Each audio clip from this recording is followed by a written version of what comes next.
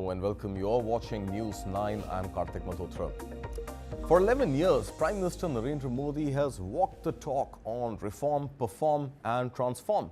The very tenets of his development agenda that he set out as a mission statement when he assumed office back in 2014.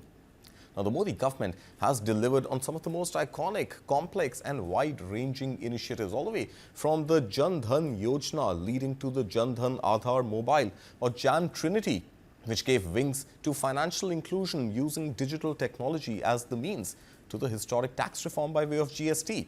Now, from Startup India that built over 100 unicorns to Make in India that now stands firm on the feet of AATMANIRBHAR Bharat. And also from the Insolvency and Bankruptcy Code to cutting bank NPAs, the Modi-led government has pushed ahead with some of the most pressing economy reforms that can now catapult India to leap ahead and unlock its next chapter of growth. Now, the rate of infrastructure development that kept the Indian economy ticking during the pandemic-induced lockdowns has become the envy of the developing world. The economic and business reforms, including the cut in corporate tax rates and more recently giving more money in the hands of people through direct income tax cuts, have the makings of pushing India ahead in the ranks of ease of doing business, while also maintaining the badge of the fastest growing major economy of the world for years that have gone by and for years to come. Now, India stands at the cusp of transformation. The next few years will potentially make or mar India's Viksit Bharat vision of becoming a developed economy by 2047. So today, over the next 45 minutes or so, we do decode what has worked for India in the last decade and what remains the unfinished agenda. Now, from job creation to business-first policies and stock market to manufacturing excellence, let's kick off the look back and the look ahead with a set of very special guests joining me this morning. Right here with me in the studio is Barnik Chitran Matra, a PE investor and the partner at Chrysalis Equity Ventures. We also have with us joining remotely Mithali Nikore, founder Nikore Associates. She's an economist, as well as Srinath Sridharan, policy researcher and corporate advisor. Good morning to all my guests. Before we get into a larger discussion on what we have in store today, I think it's important to start at the very beginning. And let's begin actually by that one transformation, that one reform that has included millions of Indians in the banking net, in the financial inclusion of the country. Let's listen in first to what Prime Minister Narendra Modi in 2014 said from the walls of Red Fort on the JAN-DHAN YOJNA that was launched by the BJP government.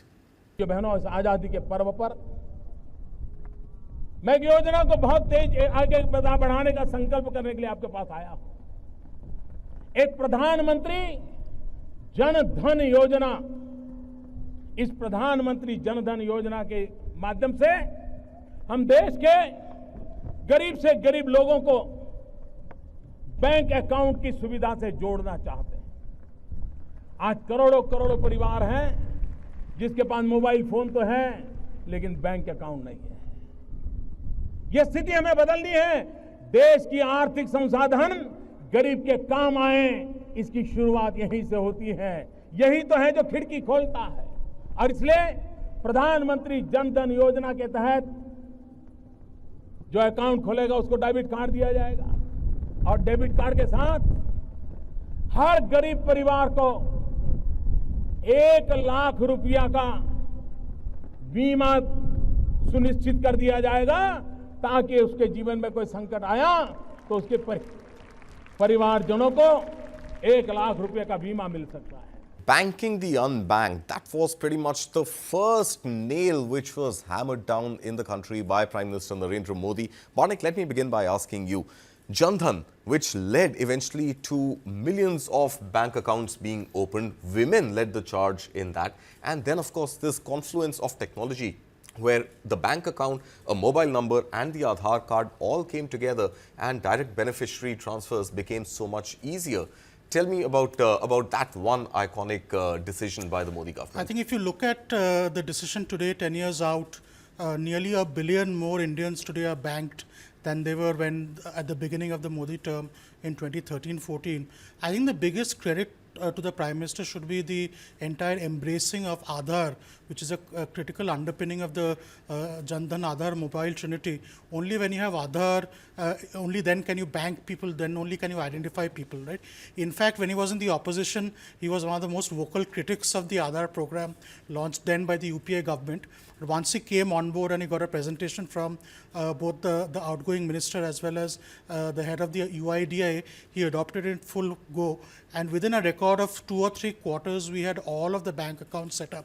And the biggest benefit of that is all of the government subsidies now go directly into bank accounts. Leakage would at its peak may have been 40-50%. In fact, Rajiv Gandhi had said that the leakage was 85%, has now become zero. Yeah. And this has created a lot of mobility with income in the hands of people, right? Remember, you cannot have the entire MNREGA, the Mahatma Gandhi Employment Guarantee Scheme, and all of these schemes do not work unless you can give money directly in the hands of people who are the beneficiaries, right? Direct beneficiary transfer ensured that it can only be done if people have bank accounts, if you have Aadhaar cards linking to the bank accounts, and it reduces leakage in transfers. But more importantly, it has driven the entire bottom of the pyramid transformation. In fact, if you look at the last 10 years, it has been the fastest rate of poverty reduction in India in the last 75 years. We have had nearly 300 million people come out of abject poverty, and the rate of abject poverty today is below 10%. So a lot of this credit goes to the entire JAM trinity, and it would not have been possible unless we created the billion bank accounts we did for the unbanked in India. Absolutely. So, of course, a billion plus unbanked now in the banking system. Mithali, that's an important point that Barnik just raised about the Modi government actually not discarding the work which was done by the previous government, rather embracing Aadhaar and embracing whatever we had seen by way of India's telecom and internet revolution already in the works and really building from there. What does this really do for an economy which was roughly the size of about 2 trillion or so back in 2014 to now a $4 trillion economy?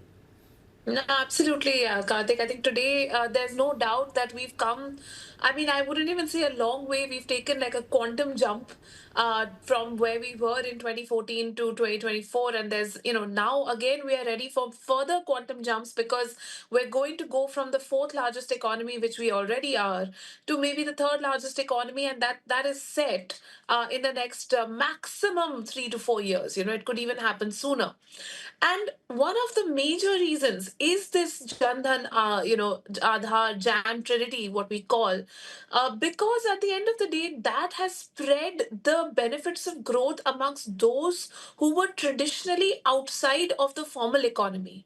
I can't tell you the millions of women I have spoken to. In our work at Nikor Associates, you know that we are constantly focusing on gender mainstreaming. And when we speak to the women who are in the rural areas, who are in, and most importantly, who are in tier 3, tier 4, tier 5, tier 6 locations. Tier 2 also is actually very connected, but tier 3 to 6, that's where you have the maximum number of self-help groups, women-led entrepreneurship, small nano woman entrepreneurs, and they don't know what to do with their savings. They were literally putting those savings under the mattress, literally, or, in those little pickle jars. Sometimes you see it in, in television depictions. But this was actually happening. And when we spoke to them about JAM and the fact that they accessed their bank accounts for the first time from, earlier they would have to go to the bank. Now they can even do it from their mobile phones. The transformation in women's lives has been phenomenal. And today, with access to this kind of capital, they've actually been able to raise loans, many of them. They've been able to expand their businesses. They've been able to even get into exports. So that creates a whole new segment of the economy, which never previously existed and is now powering rural-led development, women-led development in many, many ways. A lot of women who are also starting, innovation in their businesses. Earlier, maybe they have access to textile or handicrafts kind of businesses. Now they're saying, what, on my phone, I can see that if I just use this Banarsi technique to make a tablecloth, I will be actually able to earn more. So, there's a lot of innovation taking place. Right. Of course. I mean, no doubt, no denying that the JAN Trinity has been the bedrock of financial inclusion, and the fact that a lot of women now don't have to stash away cash under their pillows or in those pickle bottles, Mithali, as you're saying. But Srinath, let me bring you in, and you often play the role of a contrarian, and I welcome your opinion on that. I also want to highlight the fact that a lot of Jan-Dhan accounts continue to be zero balance accounts. A lot of them continue to be inoperative, and the point that Barnik was making earlier, that the leakage has been plugged to zero. Can we safely assume that the DBT is going through very smoothly? There are no hiccups, there are no leakages at any point, and the fact that so many accounts have been opened, but many of them perhaps not really being utilized by the people. Karthik, hi. The challenge, if you actually read the RBI reports, they've alluded to a lot of these accounts being used as mule accounts. There have been issues of money siphoning happening, KYC challenges that we have heard enough about. I think, but the relative proportion of this is far, far lesser. So while we can safely assume that it's about 0% leakage, the reality is a lot of these will still continue to be zero balance account, will continue to become mule accounts. Fundamentally, I think that's a different conversation on the regulatory architecture of KYC. We cannot have different definitions of KYC across different regulatory framework, which seems to be the norm. And hopefully soon we will have one single clarity. But I think we're missing the larger narrative, Karthik, if we don't give enough attention and praise that is due. 3 things, I think, fundamentally, apart from Jan-Dhan, that changed the narrative for women in India. That is 1, the gas connections, water access at the household, and 3, the toilets. I mean, I would allude Modi 2 and Modi 3, some of the large electoral wins, to, I think, the mandate given by the people as a thank you gesture for providing them basic needs, right? I mean, for decades, they did not have toilets. I mean, I think the Bihar election, when they won swept, I think toilets was a big conversation. Of course. So I think, what does it mean? I mean, more than the economic need, also the social impact. I think the Modi government has added dignity. I mean, if I were to build on what Mitali is saying, I think dignity is a word that I think we have brought back to mainstream conversation. Right. I think we'll have to build on those from there, saying that what more can we do? We have banned them, but we still don't finance them, unfortunately, right? I mean, we're able to give them bank account, but we don't finance. I mean, irrespective of all the ministerial narrative around helping financing needs for women, I think that's much more to be done. I mean, our SME and MSME financing is far, far lower than what its potential is. Of course, and we will come to that, and we will talk about the NPA issue that SMEs are also dealing with, because banks don't want to lend to them. That's a different story. We will come to that as well, Srinath. But let's also now talk about another reform, because Jan-Dhan, of course, the idea was to bank the unbanked and get them in the formal financial ecosystem of the country. But at the same time, there was another move which was made pretty much, it was a stroke of midnight, that Prime Minister Modi decided to demonetize a few bank currencies, and that led to a little bit of chaos, if I can put it mildly. But eventually at that point, it was difficult to really understand that India can move from a cash economy to a cashless economy.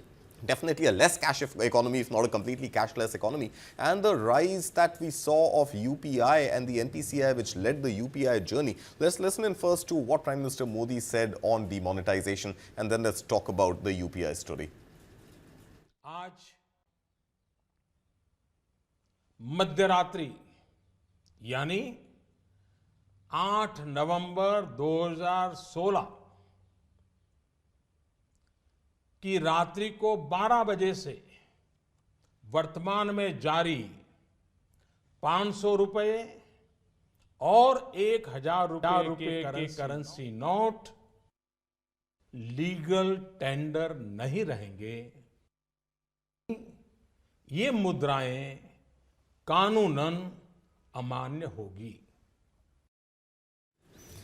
Right, so 1000 rupee notes and 500 rupee notes removed from circulation at the stroke of midnight, 8 November 2016. Barnik, where were you? Because I remember I was in Mumbai. We were at an event, and we had former RBI Governor Y.V. Reddy on the stage, and in the audience we had Vijay Shekhar Sharma, who was just about getting Paytm off the ground, and nobody really knew what wallets are. Not too many of us used it, and I had a 1000 rupee note in my wallet, and I was wondering, how do I get to the airport the next day?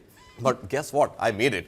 Right. So I think we saw a lot of transformation overnight. A lot of cab aggregators started accepting wallets and UPI transfers.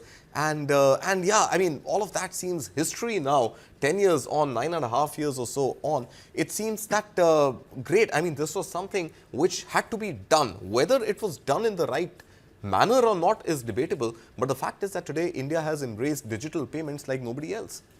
Yeah, so I think to respond to your question, I was also in Bombay and I realized the pain of demonetization next day when there was no money to buy vegetables, right?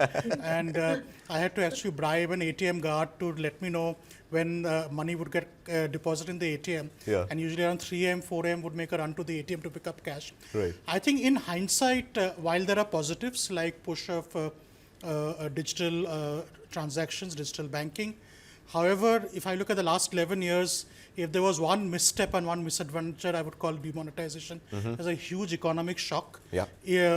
By one step, I think we completely decimated rural consumption, rural economy. The cash economy got decimated.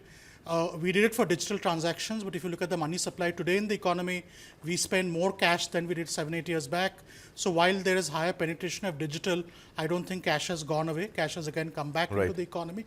So again, while we can now today think of some of the benefits, the way of doing it and the fact that it set our GDP back by a few quarters by the destruction of rural consumption is something which I would attribute as too adventurous at that point, right?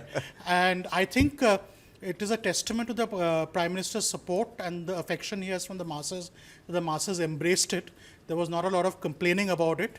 I think any other Prime Minister with lesser political capital would have suffered from it. Right. But I think in hindsight, I would call it the one big misstep of the last decade. I think there are far better ways and easier ways to do it. I think the rise of UPI is contemporaneous. It is not causal based on demonetization. In fact, UPI came a year or two later. Yeah.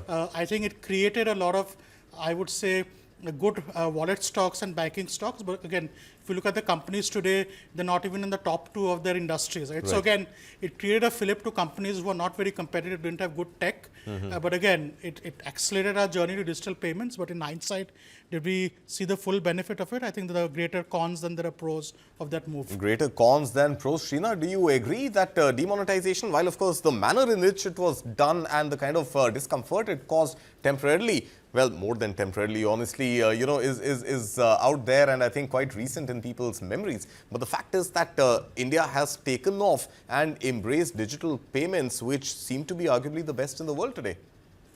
See, digital payment being best in the world, yes, thankfully, I think we should credit RBI and NPCI for it. And as Barnik rightly pointed out, it came in 2 years later than demonetization.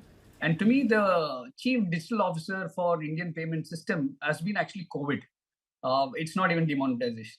But for COVID, if you realize that most of us were stuck at home trying to buy, not just from platforms, but also from individuals, right? I mean, these are these mom and pop vendors from the informal sector.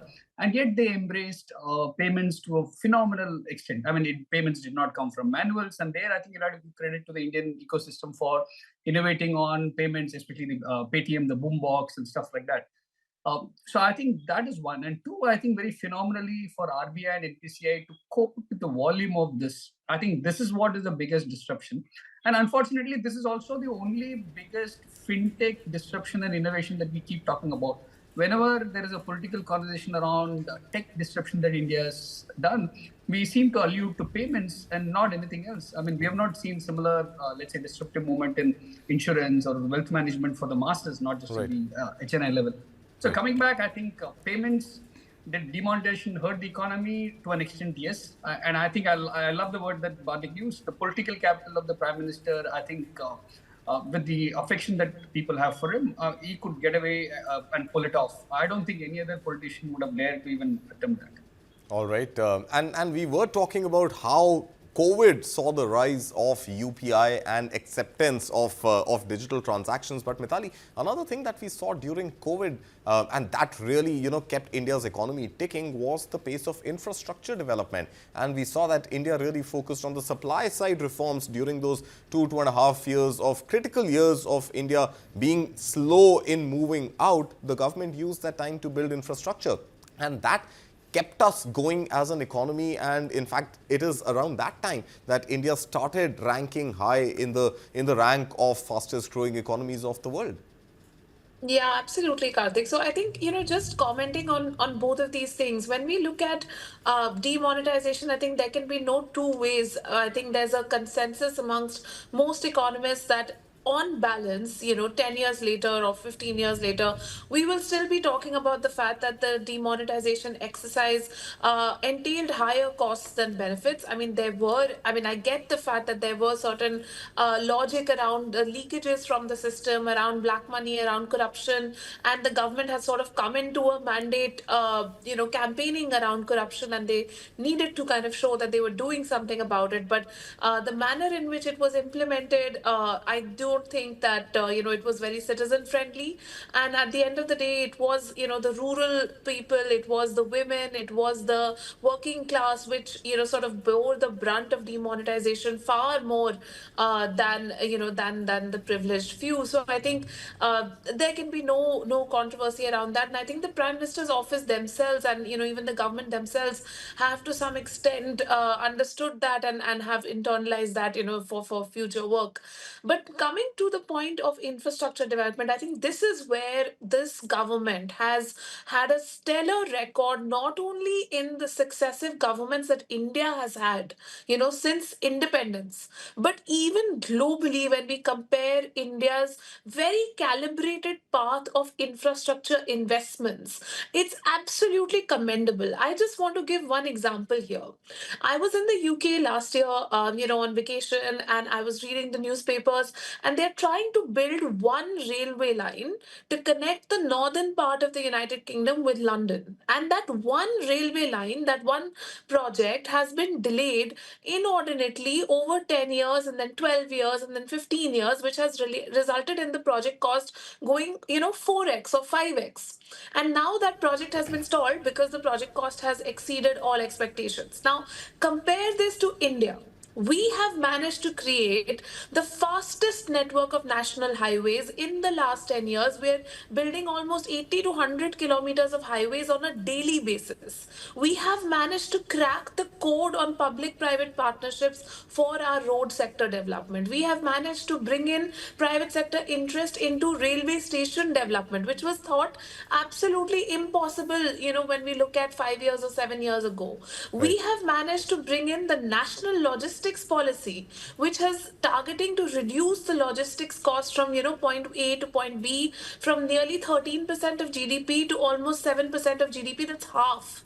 And even when I'm speaking to logistics sector service providers, because I work a lot with logistics people, literally I'm a logistician myself some days, we've realized that they are so happy. They are so happy because there's a whole new whole new industry of warehousing, whole new industry of cold storages, whole new focus on, modernizing the truck fleets, on electrification of railway lines. I mean, this kind of pace of investment in large infrastructure, in creating airports, in creating ports, in creating this facilitation infrastructure for trade is unprecedented in the whole world. That's at this right. point. That's right, Mithali. In fact, you were giving the example of London. In fact, we held our Newsline Global Summit in Stuttgart last year, and the main Stuttgart railway station operated by the Deutsche Bahn is also pretty much reeling in this underdevelopment state for the last almost 10 to 15 years, and the cost obviously has escalated. Well, at this moment, let me also welcome on the show Feroz Aziz, Deputy CEO Anand Rathi Wealth, who joins us this morning. Feroz, thank you so much. And Srinath, I believe you need to leave, so we will let you go. Thank you, Srinath, for being here with us today. Feroz, we are talking about all the hits and potential misses of Prime Minister Narendra Modi's leadership over the last 11 years. And one subject that we cannot miss in our discussion today is the transformative tax reform by way of GST. Now, let's listen in before I bring you into this conversation. Let's listen in to what Prime Minister Modi had said in 2017 when GST had finally taken off. संविधान का मंथन 2 साल 11 महीने और 17 दिन तक चला था। हिंदुस्तान के कोने कोने से विद्वत जन उस बहस में हिस्सा लेते थे। वाद विवाद होते थे, राजी नाराजी होती थी, सब मिलकर के बहस करते थे, रास्ते खोजते थे, कभी इस पार कभी उस पार नहीं जा पाए तो बीच का रास्ता खोज करके चलने का प्रयास करते थे। ठीक उसी तरह ये जीएसटी भी एक लंबी विचार प्रक्रिया का परिणाम है। सभी राज्य समान रूप से, केंद्र सरकार उसी की बराबरी में और सालों तक चर्चा की है। संसद में इसके पूर्व के भी सांसदों ने, उसके पूर्व के सांसदों ने लगातार इस पर बहस की है। एक प्रकार से best brains of the country, उन्होंने लगातार इस काम को किया है और उसी का परिणाम है कि आज ये जीएसटी को हम साकार रूप में देख सकते हैं। Right, Feroz Aziz, it just looks like yesterday, doesn't it? But to think of it, it's been 8 years since GST has been in action, implemented, and working with some hiccups more or less smoothly. Talk to us, Feroz. This was a long pending reform. In fact, there were so many discussions at one point in previous governments. We used to talk about a policy paralysis, and GST was something which was always in the making. And finally, it took late Finance Minister Arun Jaitley to stitch up all the consensus and present the GST. Now that GST has been around for 8 years, tell us the impact it would have potentially had on foreign investors looking at India and looking at compliance in India. Karthik, good morning. Yeah, like you rightly said, GST was one of the largest reforms. See, GST as a concept was not something which is earth-shattering. What is important is its implementation, getting the states together, getting them on the same page. That was the tough part. And I think that's what has made sure the GST implementation has been brilliant. It had its own hiccups over the first couple of years.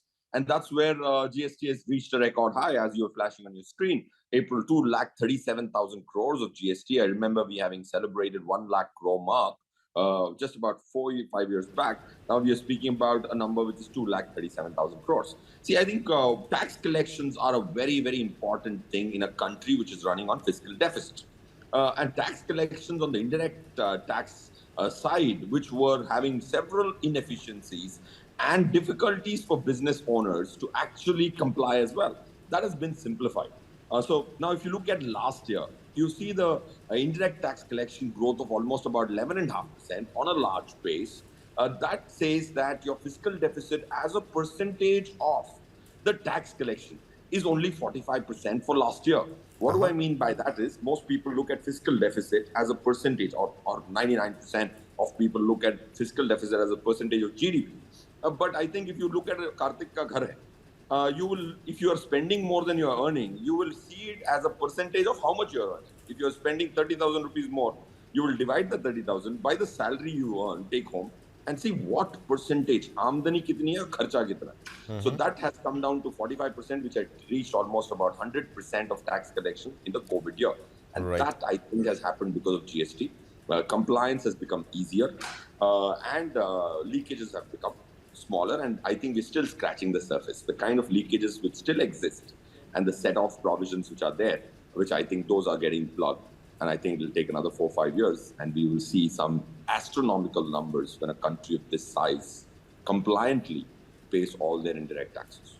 All right, Feroz, stay with us. Mithali, let me bring you in. Of course, GST has been one of the most transformative, one of the biggest reforms that we've seen in India's tax collection and tax ecosystem. But at the same time, it continues to be a complex tax, and every time there is a GST Council meeting on the horizon, there are talks about simplification of GST slab rates, simplification of filing GST returns, and all of that creeps in. We haven't really seen in the last 8 years, barring those little tweaks that we have seen on every GST Council meet, we haven't really seen phase 2 of the GST reforms really kick off so far.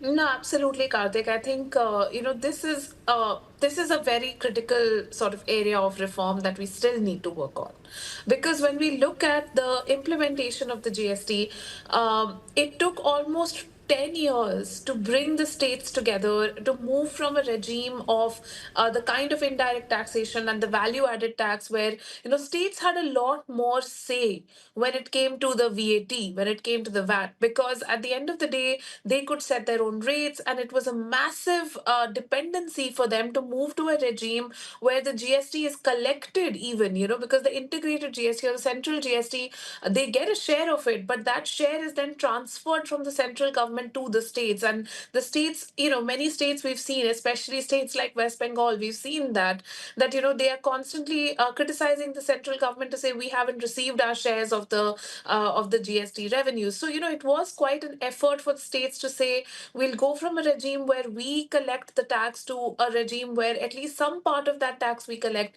still comes to us from the central government. So there's one part of that. The second part which really has to change is this entire idea of advanced GST, because even as an MSME myself, I face this issue on a monthly basis where even if I haven't received my payments from my clients just based on the contract itself, I have to give a future projection of how much GST I have to pay, and then I have to also file the GST based on the contractual terms and not on the basis of actual payments received. So That's right. my client might even pay me after 6 months, but I am filing GST for based on the contract today, and it doesn't take into account these kind of small things, the flexibility on small things like delays in payments, etc. And Right. that is hurting the MSME sector. So I think that this is one area in which we need to build consensus, and we need to build consensus fast. All right, we need to build consensus. But I think one thing that we have built consensus on, Feroz, and let me bring you in again, is the fact that India's stock markets over the last 11 years have skyrocketed like we've never really seen before. In fact, Feroz, if I remember correctly, Sensex in 2014 was at the levels where Nifty 50 is today. We were looking at Sensex at about 25,000 levels in 2014 and what, 81.5 or something market closing on Friday. We are looking at almost a 3 times growth, in fact more than a 3 times growth on Sensex alone, and a similar story for the Nifty. For the market specifically, what has really worked in the last 10 years? Karthik, if you rewind 11 years, you remember one of the big foreign investors had made a statement that we are a fragile country, and a fragile five is where we were counted. But what happens is, if there is so much effort coming in from a billion people, it isn't going to be easy for a fragile country to not grow with the kind of entrepreneurship India breeds. And if that gets a good governance plus entrepreneurial mindset, can create value. I think that's where 250, 300 years back, India was controlling world's GDP, a significant portion of that. I think that's what is going to happen if you have so many people, so much demographic dividend, and a great governance can fill it. So point I'm trying to get to is we were fragile five to where we are today. Like you rightly read out, Karthik, it has become 3 times. So the Nifty return and Sensex return are close to about 11.8, 12%, which is what in 10, 11 years, you almost make it 3 times. Right. So if you look at it from a perspective of people who have still not invested, which is what is happening, you saw 6 lakh crores of DII inflow in a single financial year. If you go back in FY24, 2014-15, we had an SIP amount of 18,000 crores for the full year. And this year, last year, we had 2,62,000 crores. So the SIP number, that means the retail investor has started using capital markets as a savings instrument and not looking like an investment instrument. Aaj paise dale, kal kya hoga paise. Right. So I think the retail mindset paradigm shift has happened. And if people are not seeing this data, that the 18,000 crore SIP cumulative number could become 2.7 lakh crores. And if you don't believe this is becoming 10 lakh crores in the next 10 years, 10 lakh crores of SIP inflow alone will happen in India. That's the power of 140 crore people. And I think their mindset has changed. They don't do savings in the unstructured market as much as they would. My maid is been doing. My house helps. All of them, drivers, all of them have an SIP, and proactively so, not just instigated by me. So that's what is happening. The lower strata of India is believing in the capital market because of the stable governance we have had for the last 11 years. And I think we're still scratching the surface if people can't read this data. All right, still scratching the surface, but the tremendous retail participation that we've seen. Feroz, stay with us. We also have Avinash Gorakshakar, Head of Research at Profitmart Securities. Avinash, a lot of retail participation that we have seen, at least in the last 6 or 7 years, just before the hit of the pandemic, the COVID-19 pandemic in 2020, maybe a year preceding that to now. A lot of that also has to do with ease of opening SIPs using the startups and using the digital fintech platforms which are available today. All of these also at some level using the reforms that have taken place already by way of linking of Aadhaar and mobile numbers and ease of doing KYC, and that sort of makes DIY investing and SIPs a fun to do, add to cart checkout sort of an experience that the young population already has been accustomed to using e-commerce. So Avinash, talk to us about the role of fintech platforms and the ease of transacting which have helped the capital markets in the last 11 years. Yeah, good morning, Karthik. See, I think you're right in saying the fintech platforms have actually given a significant boost to the retail, investor community. And I think you could see this in the number of demat accounts. We are currently close to about 15 crores demat accounts, and in a country of 150 crores people. I think, as Feroz said, the opportunity to scale up in the next 10 years is quite immense. And capital markets have been a very good alternative for retail investors, because today, if you see the fixed income category of instruments, they are not able to beat inflation. And I think that is the key reason a lot of money, from banks, FDs have actually got transferred post-COVID into the equity markets. I would say that, looking at the kind of opportunity India presents in the world, now we are only, behind China, which now recently became the fourth largest economy, overtaking Japan. So I think that clearly indicates that a lot of SIP money is going to come in the Indian equity markets, and retail investors now have become very smart. They have been investing very smartly, very wisely, and I think that is the reason you are seeing SIP flows increasing month on month. And I think this momentum will continue. So I think fintechs, have definitely provided a very strong platform in terms of lower transaction costs, in terms of the ease of doing business. And I think today you don't have to sell and educate people on mutual funds. 10 years back, it was a different story. But today, I think with the kind of economic revolution India is making, I'm quite sure that SIPs would definitely significantly upscale to a very significantly large level. And retail investors, which were always ignored in the markets, now are a very large dominant force. All right. So these retail investors, and the fact that today you don't need to educate them on financial and investments in capital markets is something that, Feroz, of course, you have been part of that journey. And I remember shows that you've been on educating people about SIPs and educating them about mutual funds and what they deliver and how you should orient your investments basis the goals that you have. But from here, we've seen a bull run, so to speak, for the last 11 years. We've seen maybe in the last 6 months or so some headwinds coming by way of what is happening in the US, by way of tariffs and all the uncertainty which has crept in, even though, Feroz, you were talking about a stable environment which investors find in India. But the environment outside of India doesn't seem to be all that stable right now. So help us understand for the next 4 years at least, which is till when we know that the BJP government is in power. Perhaps beyond that as well, but let's not get ahead of ourselves. But for the next 4 years at least, Feroz, what is it that markets expect from the government? And of course, we have heard about prophecies of Sensex hitting 1 lakh, etc. None of them have come through as yet. But what is it that the markets and the investors, Indian retail investors, DII, as well as the global investors, expecting over the next 4 years? Yes, Karthik, like you said, you said that we have seen a bull run. I think I'll just take a minute to explain. A bull run's definition in my mind has changed, rightly or wrongly. Earlier bull runs would actually mean pockets of significantly greater IRRs. You've seen 2004 to 2007 bull run was about 35% compounded return on Nifty.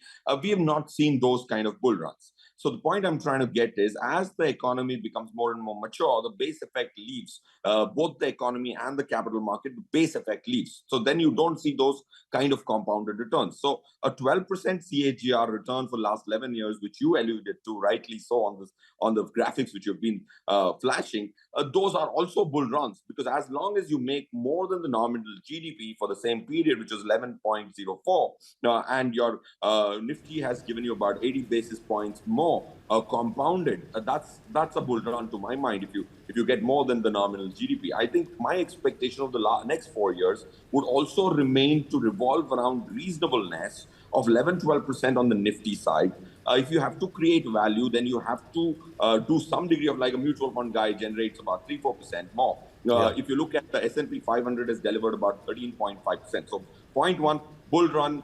Please don't expect a bull run implies something like a 20% CAGR, which will not happen because you've lost the base. So I'm very thrilled to get 11-12% Nifty base return. And if you manage your portfolio right in that environment, can you make 14, 15, 16% compounded return on your entire wealth? The answer is yes. Point two, I personally think there should be an expectation of an investor because of the global environment or any time so. All these bad speed breakers are the reason why you make 14, 15% in equity. I will always pray that there are speed breakers so that because I have not earned all my life savings today.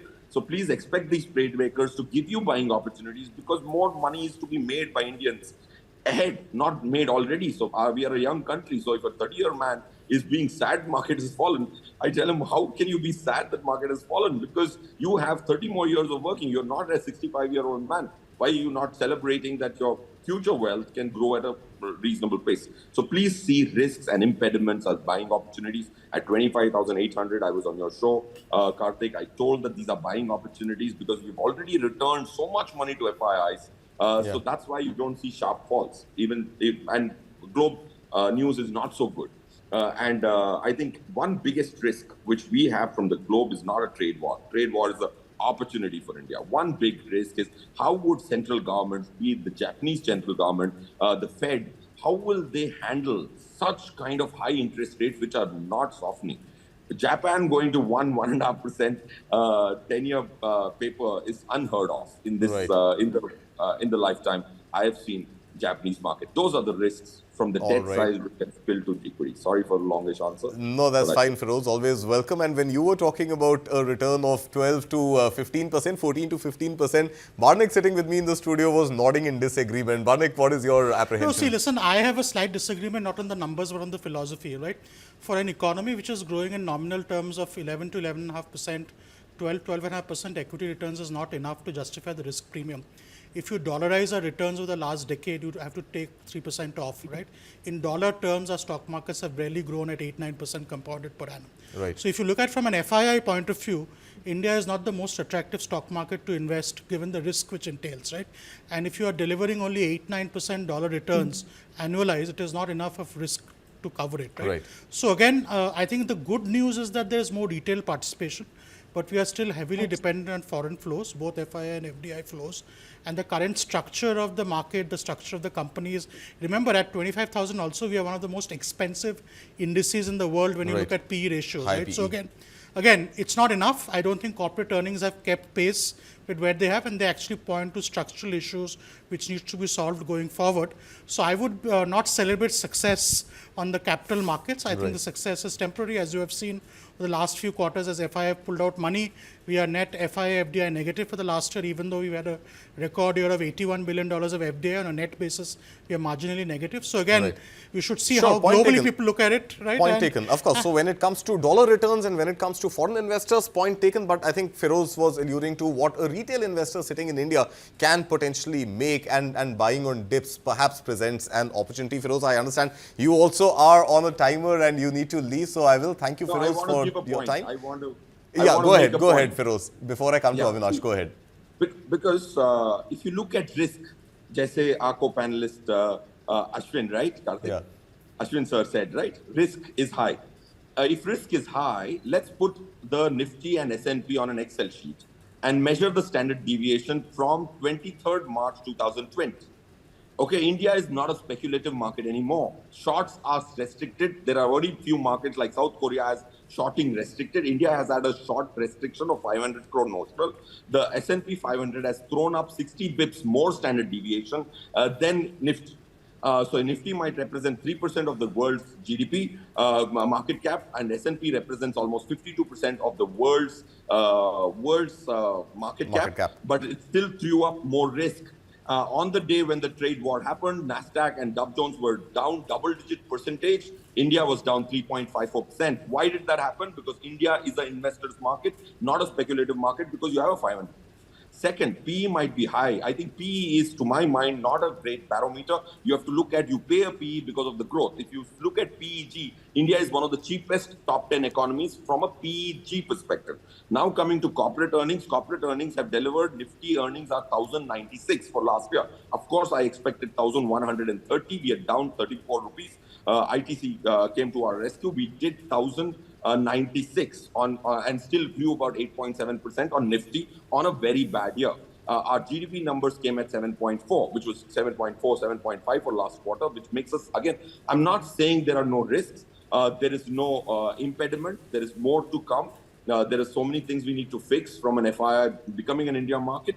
But risk is something most people are speaking in English. Look at the number, put the S&P 500 risk. So FII, if he speaks to me, I tell him, let's do the math. India might have a perception of a risk. You put that on an Excel sheet, get me beta, where standard deviation or value at risk. All these three are risk measures. All the three. Nifty throws up far better numbers than S&P 500 is my simple point which I'm making. Do the math and you will know perception on risk of India is significantly different than the reality of risk. All right, it's a battle of narratives, perception versus math. Feroz Aziz, thank you so much for your time today. Barnik, do stay with us. We have a lot more to discuss. But Avinash, before I let you go, I want to understand from you a pointed question. Next 4 years for India's stock markets, until we know Prime Minister Modi will be the Prime Minister of India, what are retail investors expecting by way of policy reform, policy push, and what is it that foreign investors would be expecting, and adding to what Barnik was saying, so that their dollar returns are also stronger than what they're finding in other markets, Avinash? No, I think, a lot of policy announcements have already been announced, but I think, sectors like insurance, sectors like typically banks, sectors like infrastructure, I think a lot of leeway is still left to be announced. And I think the markets are now clearly looking at more and more private participation. In fact, one aspect which the government has actually lagged behind is the PSU divestments. A lot of noise was made initially by the government, but I think if this PSU divestment kind of strategy is also followed in a very constructive manner, then I think, the government could also generate a lot of revenue. At the end of the day, investors would also get to invest in many good companies which are still not have gone public. So I think, clearly on the policy side, India has already made it, possible that, doing business in India is much more relatively easier now. But a lot remains to be done in terms of the infrastructure and the, bureaucracy which is present in the government. So I think to that extent, I think a lot of headroom still continues. But yes, I think over the next 3 to 5 years, I think the real money, Karthik, is going to be made in the broader markets. I think what Feroz was saying 10-12% is fine. But if you look at the growth in the broader markets, I think that is where a huge amount of alpha gets created. And this is because the real growth in the economy is going to come from the MSME and the SME sector. And that is where I think the government needs to put in a lot of energy, a lot of policy focus, which would eventually, a stronger GDP growth and obviously more investment opportunity for investors, on the retail side as well as on the institutional side.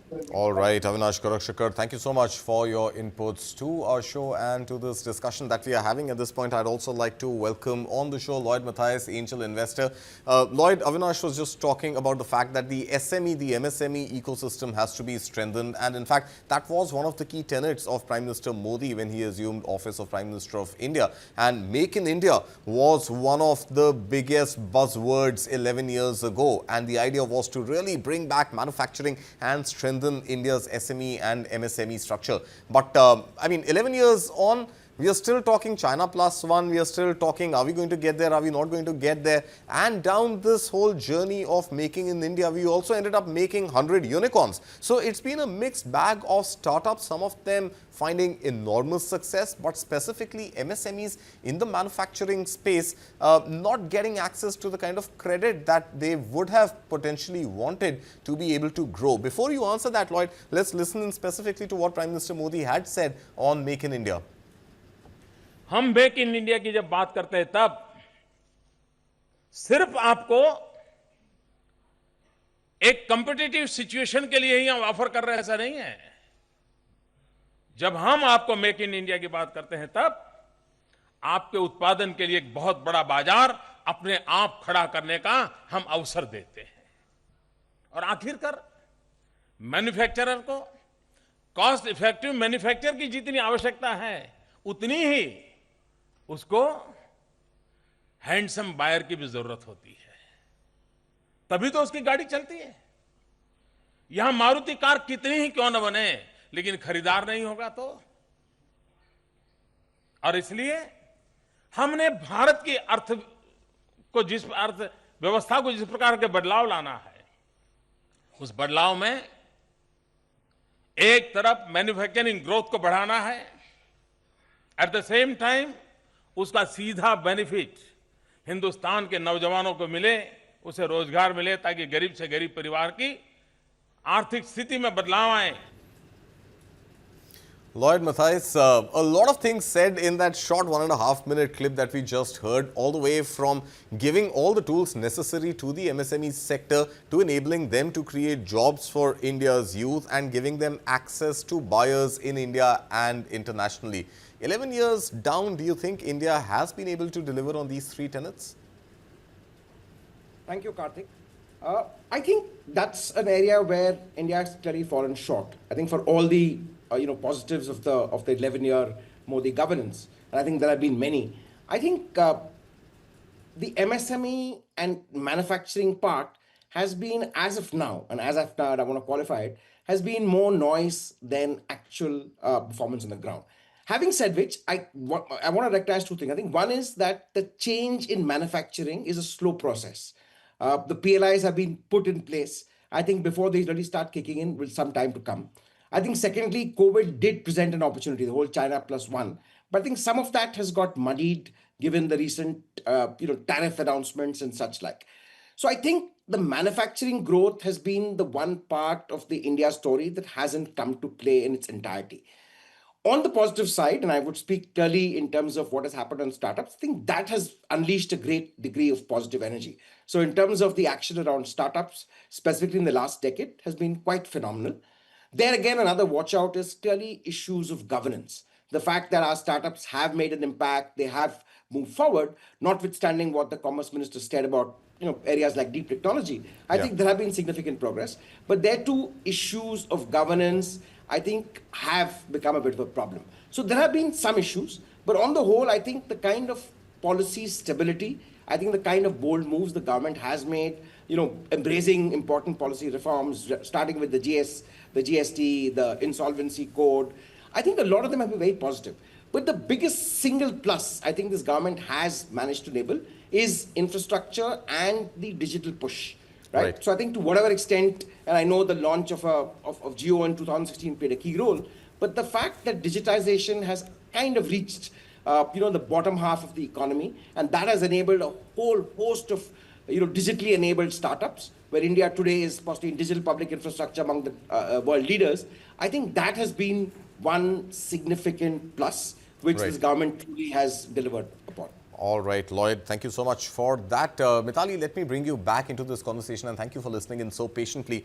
Now, Lloyd did touch upon the fact that PLI has been one of the incentives that the government has offered to give a fillip to manufacturing. But from the 1.97 lakh crore rupees allocated for PLI, we've ended up disbursing not more than about 9,000 crore rupees. And the only real example of PLI making a mark so far has been Apple. And again, there is this debate on whether Apple will double down on India or not. So what should the government do from here? Has PLI been good enough? Does that need to be reworked? And where does the India manufacturing story go from here? We are running short of Mithali, so just short of time, Mithali, so just about a minute or so if you can tell us. Yeah, so I think, Karthik, one of the reasons why the disbursement has been slow, first of all, is that the disbursement is conditional on jobs getting created. So it's not that, you will come into India and immediately the government will start paying you. It's only after you create a certain number of jobs is when you are entitled to the payments from the PLI scheme. So that's why, we are not seeing the disbursements at this point, because the jobs are also created over a set of time.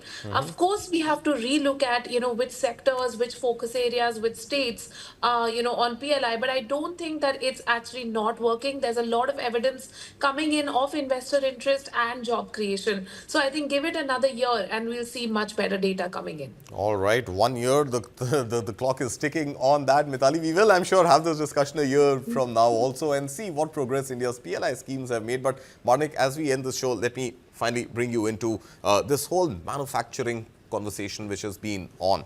Is India geared up? Do we have the right resources? Do we have the right policies? Do we have the right talent? And do we have the right access to capital to really compete at some point? Maybe not today, maybe not a year from now, maybe not even 5 years from now, but at some point in the future, are we in the race at least to compete with China? So the answer today is no, right? And the answer is no because this is, I think, the biggest opportunity for the Modi government going forward. Structural reform on big issues like land, labor have not been addressed.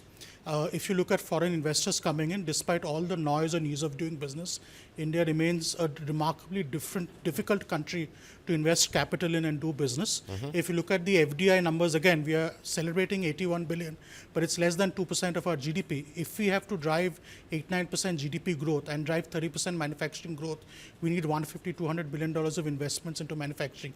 So today, I don't think the policy framework is enough. In the absence of deep structural reform, which I think the government should now have the courage to do, this will not change. I think it's going to be remarkably difficult for us to attract because the biggest beneficiary of China Plus One has been Vietnam and not really India, right? So again, we are not ready. We are not skilled enough. Skilling is a huge challenge. Finding semi-skilled, skilled labor in India continues to be a challenge. So a lot of the supply side initiatives, including reform and skilling, still needs to be worked on. I don't think even in 1 year we'll see any impact on the PLI measures. So I remain cautiously pessimistic about, about what will happen. But hopefully the government will have courage to do more. Given that it has overseen 11 years of political and economic stability, we now need to stretch for more and do more when it comes to reform. All right, Barnik, Mithali, Lloyd, thank you so much for your time and thank you so much for having this conversation with us. We will leave it at that. A lot more structural reforms needed, unfinished agenda to be completed, and only then should India be in a position to unlock its next phase of growth. With that, we will leave it at that. Thank you so much for tuning in. You are watching News 9.